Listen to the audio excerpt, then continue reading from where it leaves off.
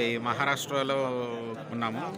షిరిడి దగ్గరలో నాసిక్ పక్కన ఒక గ్రామంలో ఉన్నాం అనమాట. ఇక్కడ దాదాపుగా ఇక్కడ పిడకలన్నీ కూడా ఇదే సైజులో ఉన్నాయి అనమాట. ఒక్కొక్కటి 1.5 2 అడుగులు వ్యాసార్థంలో ఉన్నాయి పిడకలు. ఈ వంట కోసం మాత్రమే కాకుండా ఇంకా వేరే ఏదైనా పర్పస్ కోసం కూడా బహుశా వాడటానికి అయి ఉండొచ్చు అని చెప్పేసి అనిపిస్తూ ఉంది. చాలా పెద్ద పెద్ద పిడకలు. కాకపోతే ఏంటంటే ఈ గోడ మీద మనకి ఆంధ్ర ప్రాంతంలో అయితే కనుక గోడ మీద కొడుతూ ఉంటారు పిడకల్ని. కానీ ఇక్కడ వచ్చేసి వీటిని నేల మీదే కింద పరదా వేసేసుకుని చేస్తున్నారు. ఇవన్నీ కూడా ఇదంతా కూడా ఎక్కువగా ఇదంతా కూడా కొండ ప్రాంతం. సో కొండ ప్రాంతం కాబట్టి ఇదంతా కూడా ఇక్కడ ఎక్కువగా గోధుమలును జొన్నలు పండిస్తూ ఉన్నారు. అక్కడక్కడ మాత్రం ఉల్లిను వెల్లుల్లి ఇలాంటివి క్రాప్స్ పండిస్తూ ఉన్నారన్నమాట.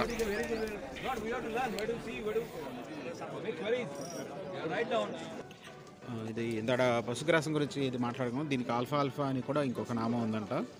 సో బేసికల్గా మనం గూగుల్లో సెర్చ్ చేసినా కూడా వస్తుంది. ఇది ఆల్ఫా అని చెప్పేసి వస్తుంది. ఇది అయితే ఇక్కడ నార్త్ ఇండియాలో మాత్రం ఇది రజ్కాస్ అని చెప్పేసి పిలుస్తున్నారు. లేదంటే కొన్ని నార్త్ ఇండియన్ స్టేట్స్లో గడబ్ అని కూడా పిలుస్తూ ఉన్నారు అన్నమాట. సుభాష్ పాలేకర్ కృషి విధానం ద్వారా ఇక్కడ నార్త్ ఇండియాలో మహారాష్ట్రలో రైతులు పండిస్తున్న విధానాన్ని ఫామ్ టూర్ రూపంలో ఇక్కడ ఏర్పాటు చేయడం జరిగింది. మార్చి 1వ తారీఖు 2వ తారీఖున ఈ కార్యక్రమం జరుగుతూ ఉన్నది. సో ఇక్కడ వచ్చేసేసి మనకి దాదాపు దేశవ్యాప్తంగా 1000 మంది పైగా రైతులు ఇక్కడికి చేరుకున్నారు. ఇక్కడ ఇందులో మనకి సరాసరిన ఆంధ్రప్రదేశ్ తెలంగాణ రాష్ట్రాల నుంచి దాదాపుగా 350 మంది రైతులు ఉన్నారు. ఇందులో దాదాపు 1/3 మూడొంతులు మనవాళ్లే ఉన్నారనమాట. ఇక్కడ మూడొంతులు కొంతమంది మనవాళ్లే ఉన్నారు. ఇక్కడ వచ్చేసేసి చూసుకోవచ్చు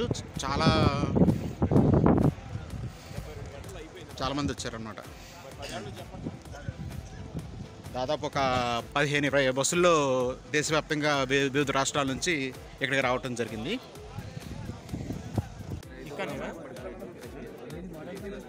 గడబ్, రజ్కో, లూసిరిన్ జాతికి చెందిన పశుగ్రాస మొక్కలు ఇవి.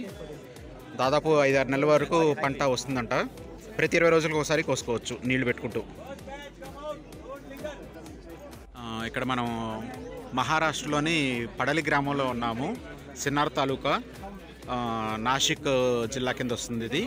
ఇది రైతు వచ్చేసేసి ధ్యానేశ్వర్ రేవ్గడే అని చెప్పేసి ఆయన పేరు.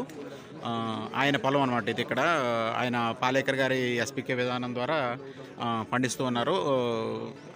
యాక్చువల్గా అంతర పంటలుగా చేసే విధానాన్ని మనం ఫుడ్ ఫారెస్ట్ మోడల్ అని చెప్పేసి అంటారు అన్నమాట పాలేకర్ గారు. ఇందులో ఏంటంటే ఒక మొక్క ఇంకో మొక్కకి సహాయకారిగా ఉంటుంది. అలాగే స్నేహకారి పురుగుల్ని మాత్రమే ఇది మనకి సహకరిస్తుందన్నమాట.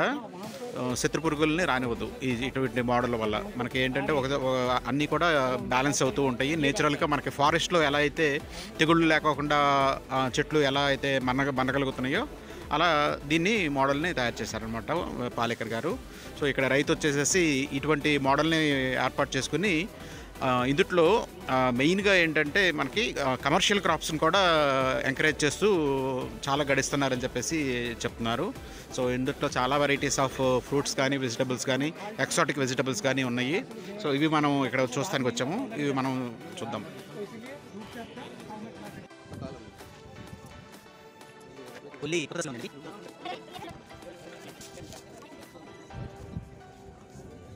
తోట చూస్తానికి చాలా అద్భుతంగా ఉందన్నమాట.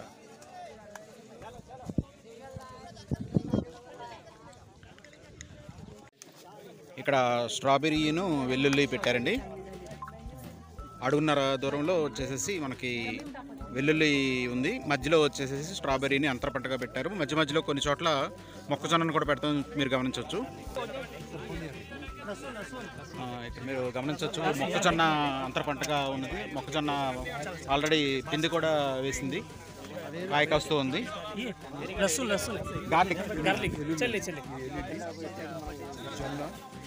స్ట్రాబెర్రీస్ చూడండి, స్ట్రాబెర్రీ సైజు చాలా బాగున్నాయి అన్నమాట. స్ట్రాబెర్రీ సైజ్ కూడా మంచి పెద్దగా వచ్చినాయి. కాయ కూడా ఇది కూడా పూర్తిగా న్యాచురల్ విధానంలో పండించిన స్ట్రాబెర్రీస్ అనమాట. ఇవి ఎడ్జెస్లో గార్లిక్.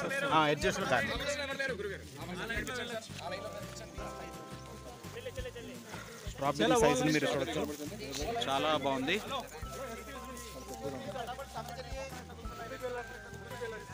స్ట్రాబెర్రీస్ చాలా బాగున్నాయండి, చాలా పెద్ద సైజు వచ్చినాయి.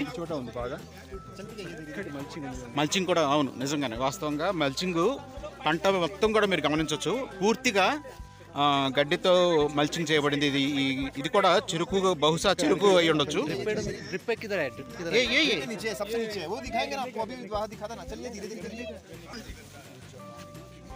చక్కటి కాయ సైజు చాలా బాగుంది.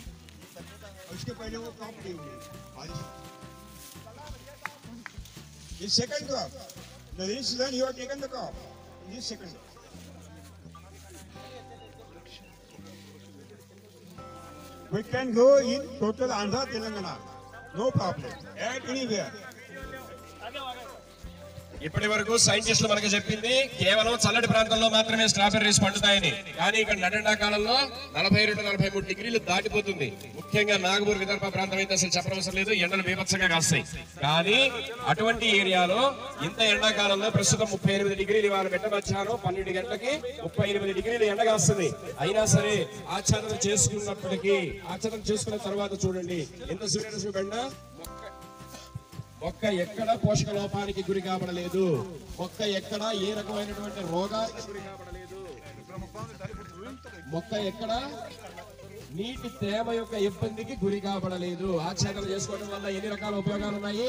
భూమిలో తేమ, సేంద్రియ క్రియ, పోషక లోపము, రోగాలు, వీటన్నిటి ప్రధానమైనటువంటి 4 సమస్యల్ని అధిగమించింది. ఇక్కడ చూడండి, ఈ రైతు మొక్కజొన్న సాగు చేశారు. స్వీట్ కార్న్ అంటాం కదా, ఆ స్వీట్ కార్న్ ని ये स्ट्रॉबेरी कौन सी वैरायटी है भैया? स्ट्रॉबेरी कौन सी वैरायटी? M2 2 పొత్తులు 3 పొత్తులు వచ్చినాయి. M2 वैरायटी का स्ट्रॉबेरी है, स्वीट कॉर्न है. దయచేసి అందరూ నడవాలి, అందరూ దయచేసి నడవాలి, నేరుగా వెళ్ళి బస్సులో కూర్చోవాలి. దయచేసి నడవాలి. ఎక్కడన్నా అసలు రావట్లేదు, కలుపులు ఏమీ లేదు. ఈ ఆదేశ వ్యవసాయ క్షేత్రాన్ని చూడడమే కాదు, అభివృద్ధి చేసే బాధ్యత రైతు తీసుకోవాలి.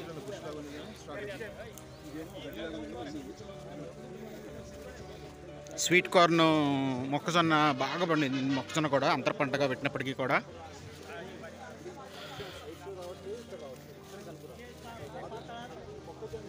మీకు కలుపు అనేది ఎక్కడా కనిపించదు. మొత్తం అంతర పంట విధానంలో పండించడం వల్ల వెల్లుల్లి ఉంది, ఇందులో స్ట్రాబెర్రీ ఉంది, మొక్కజొన్న, స్వీట్ కార్న్ ఉంది.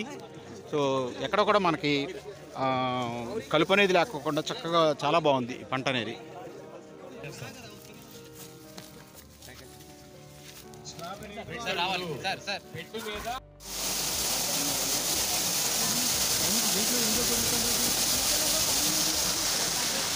చెరుకు తోట ఉందండి ఇక్కడ. చెరుకు తోట ఇదంతా కూడా మొక్కజొన్న, ఇది కూడా మొక్కజొన్న తోట. ఈ రైతు చెరుకు కూడా పెట్టారని చెప్పేసి అన్నారు.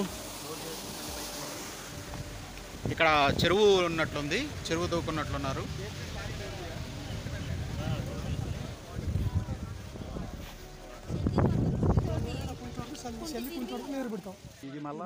ఇదిగోండి చెరువు ఇది. కాకపోతే ఇక్కడ వచ్చేసేసి ఇది హెచ్టిపి లైనర్ అయితే కాదు, కాకపోతే దాని రిలేటెడ్ నీరు ఇంకకుండా ఏర్పాటు చేసుకున్నారు. కానీ మనకి విజయరామ్ గారు ఏం చెబుతున్నారంటే ఇటువంటి సిస్టమ్ కూడా పెట్టొద్దు అంటున్నారు. డైరెక్ట్గా నీరు ఎంతవరకు అయితే భూమి తాగుతుందో అంతవరకు తీసుకొనివ్వండి, తర్వాత నేల గట్టిపడిపోతుంది, దాంతో అదే నీటి నిల్వ అనేది ఏర్పడుతుందని చెప్పేసి చెబుతున్నారు. సో ఇట్లా ప్లాస్టిక్ పెట్టుకోకూడదు.